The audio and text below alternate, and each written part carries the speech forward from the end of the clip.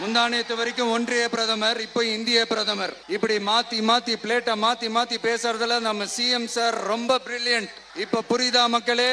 மறைமுக உறவுக்காரர்கள்னு நாம ஏன் சொல்றோம்னு?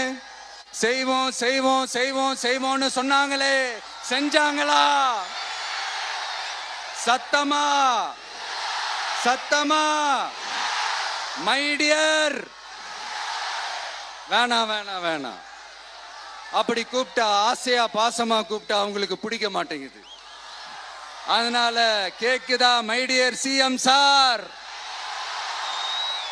அவங்க பண்றது துரோகம்னா நீங்க பண்றது நம்பிக்கை மோசடி.